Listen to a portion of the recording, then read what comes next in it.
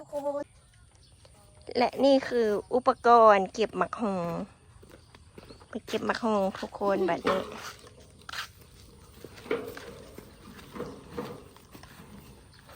เก็บบักหง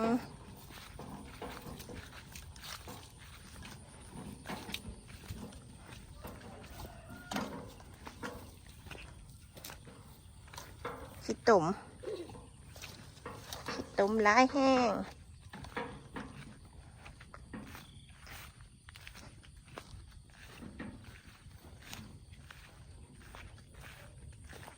โอ้แดดสะท้อนแดด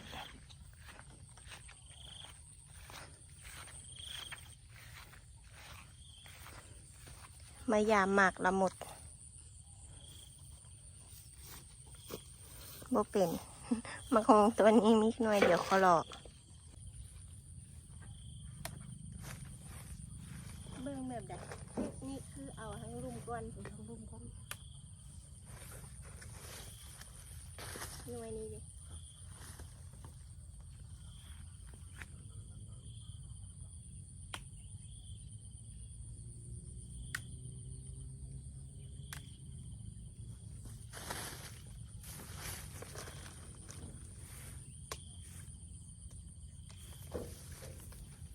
เป็นเยอะมาก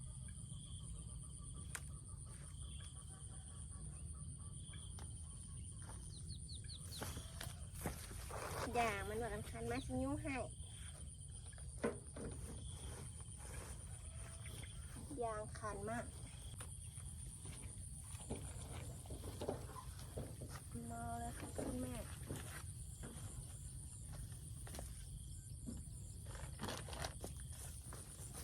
พอแล้วอ่ะ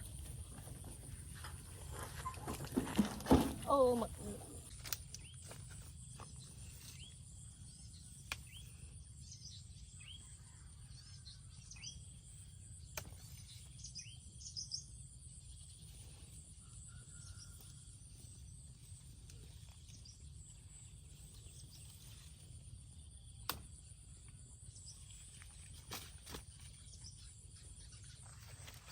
เอาหน่วยไหนน้อยนี่เอาไปหยุดละแล้วคือว่าเอาอันนี้ตัดมาตัดว่ะนะอันนี้มาพี่หน่วยไหนตัดยังมันบุถึกมันแหละมันบุมีซองว่างสิให้ทั้งมันนี่นะโอ้ยเบอร์หน่วยนี่เขาถึงที่บอกเอามาทางนี้เอง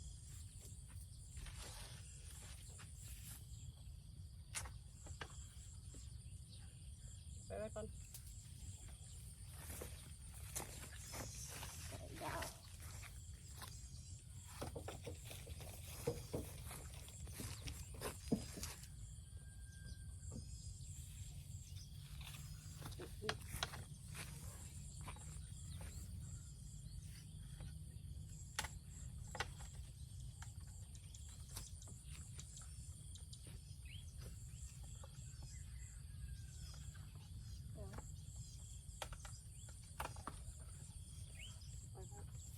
พอละ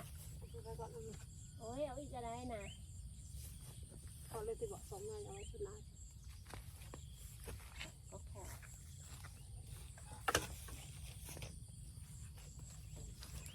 ตอนนี้มันเป็นยังเป็นอันหน่วยบลัมปอมแป้นเลยหน่วยน้อยใช่ปะสองหน่วย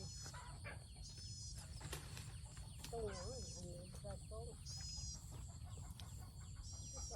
หมักเอ้ยไม่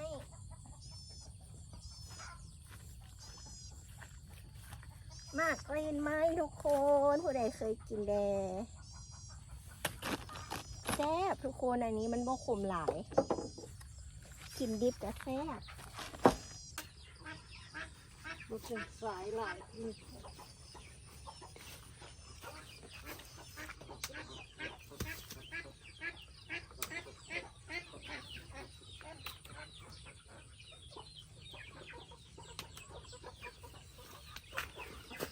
อย่างน้อยปับ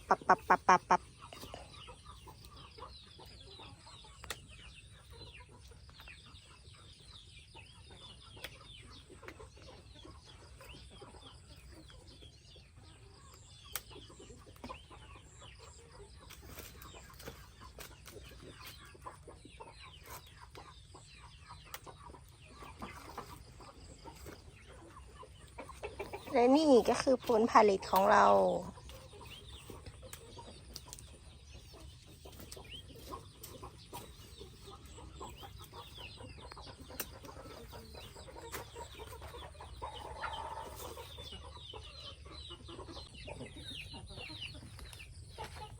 อันนี้ไปไว้ว่าเอาอัน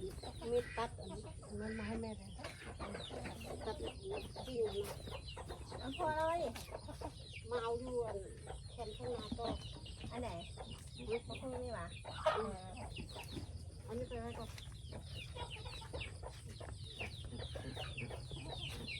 เอาไปแล้วเอาไม้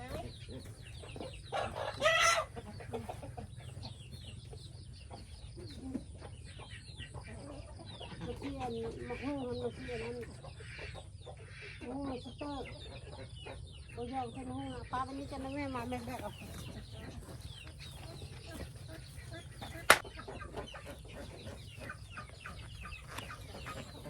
เก็บผักค่ะน้ำตา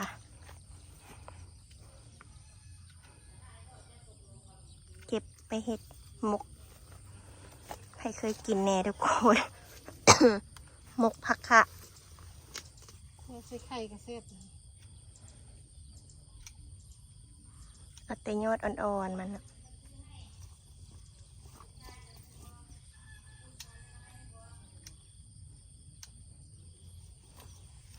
นี่ต้นมัน ตัดแต่งกิ่งมันงามแล้ว ได้เท่านี้ ต้องตัดแต่งกิ่งมันก็กินตัวหลายพวก เอาไปลายกินบ่เบิดดอก แม่ก็สิกินแม่สิเอาไปคั่วสิไข่แม่คั่วแม่บ่ได้มกก็มกมันก็หอมจอง มาอยู่จังหวะห้อย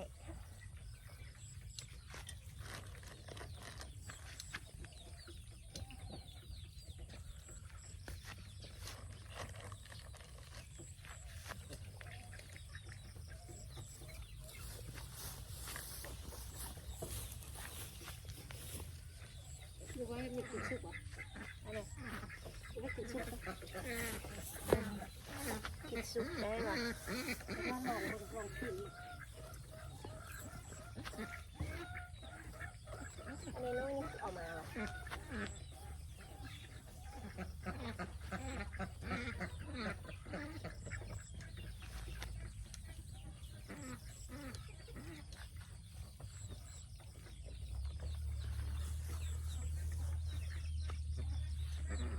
อันนี้ก็คือมักฮุงที่เราเก็บได้เนาะทุกคนมื้อนี้มีมักสีดาเน่เก็บมักฮุงเน่แล้วก็เก็บผักคะเน่ผู้ใดที่มักคลิปนี้ก็ฝากกดไลค์กดแชร์กดกระดิ่งกด Subscribe เด้อเพื่อเป็นกำลังใจให้ลาขอบใจหลายๆ